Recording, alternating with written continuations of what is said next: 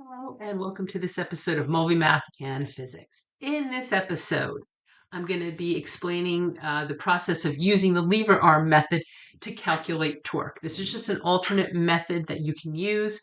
Some people find it a little bit easier to understand when you're trying to calculate torque. And our equation then is simplified. Our equation is that torque equals the force applied times the lever arm.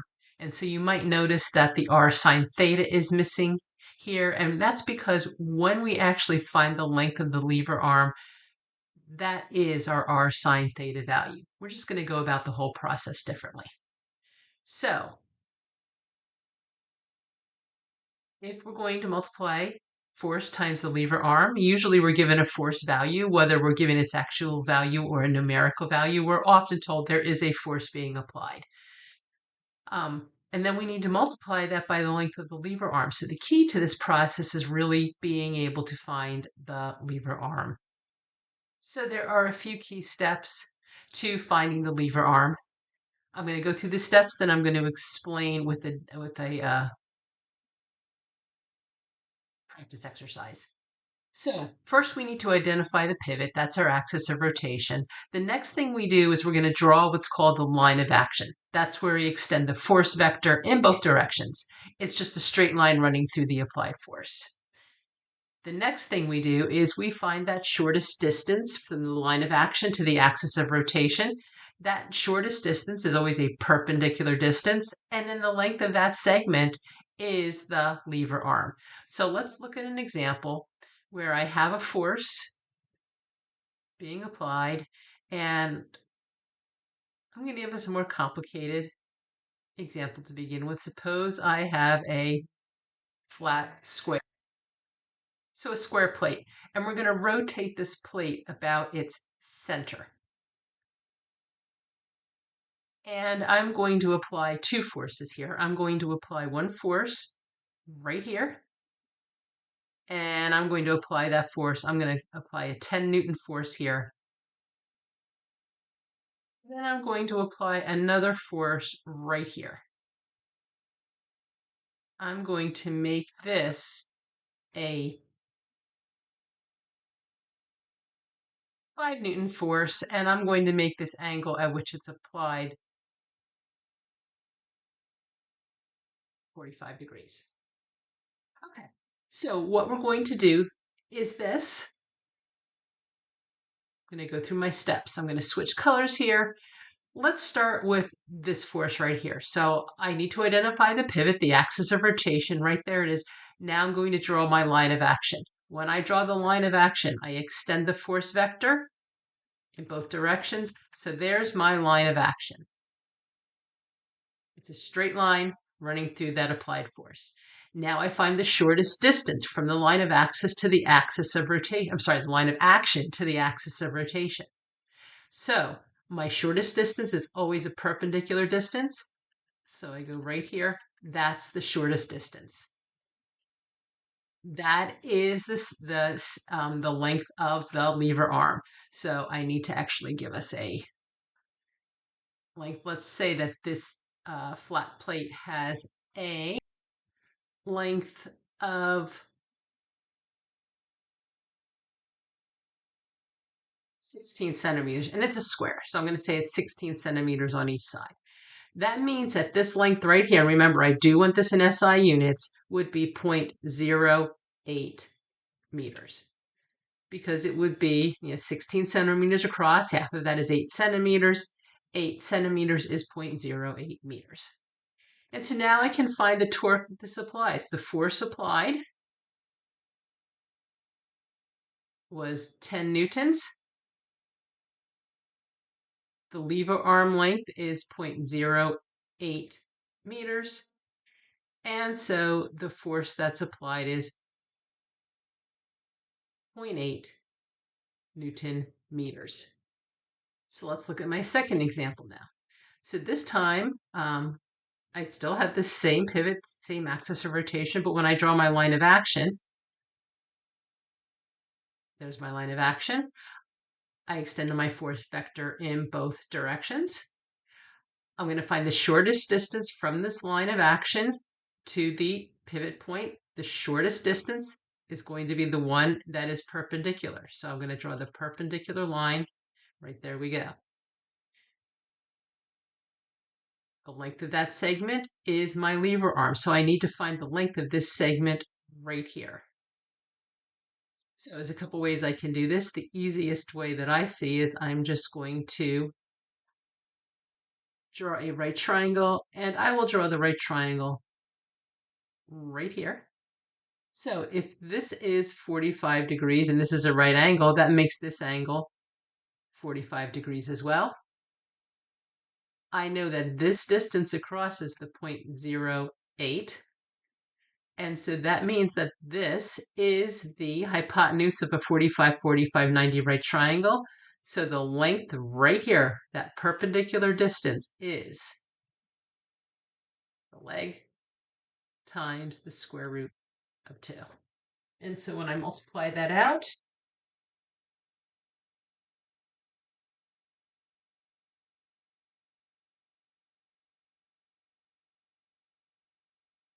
I get a length of 0.113. So now I know that I've got, oops, write this here, 0.113. I've got a force of 5 newtons being applied at a lever arm. The lever arm is 0.113. When I multiply those out, 0.565. I'm just going to make that 0.57 Newton meters.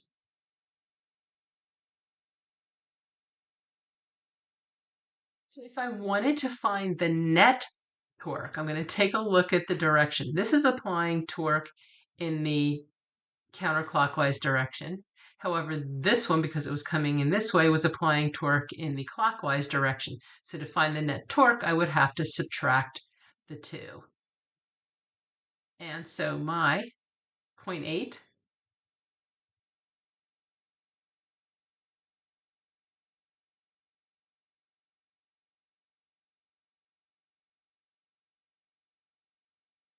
minus the 0.57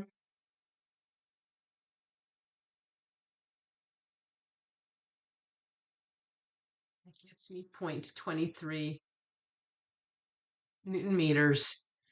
And it would be, let's see, this one was counterclockwise.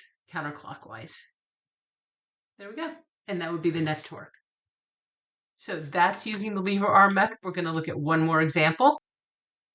In this example, we are again going to be looking at a square plate, and we're going to be applying forces to create some torque. But this time we are going to rotate it about point A. So remember, my first step is always identifying that pivot point. I'm identifying the pivot point now as being point A. And I'm going to tell you that each of these arrows represents a force and it's drawn to scale. So each force that's being applied has a strength of 2 units. I don't know what those units are. Doesn't matter for our purposes. We're just going to be comparing the amount of torque that each force creates as we rotate it about point A. So let's look at force 1. With force 1, I've drawn my line of action here. I've created the shortest distance from the line of action to that axis of rotation. Right there, there's my perpendicular line. And so now I know that the force is 2 units. My lever arm length is also 2 units. And so F1 is going to apply a torque of 4, whatever those units are. 4, whatever they are, Newton meters. Let's look at F2. So for the second force, F2, I am drawing my line of action. And then I'm finding the shortest distance from the line of axis to this point. Well, that's 0. And so F2 is applying 0 torque around point A. So now let's look at F3. For F3, I'm going to draw my line of action. that. And I look at for the shortest distance, I make that perpendicular line that's right here. And that has a length of 1. So my force applied is 2 units. The lever arm length is 1, and so that gives me an F3 of a force of 2, whatever my units are. Finally, for F4,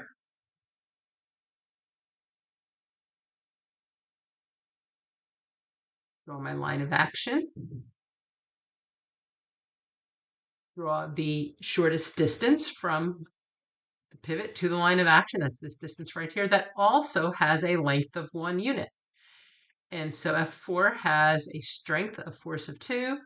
It is 1 unit from my pivot point. And so that gets me a value of 2. So what this is telling me is this. If I'm going to compare the torques, the least amount of torque is provided by F2 because that is 0 torque. F2 is providing 0 torque.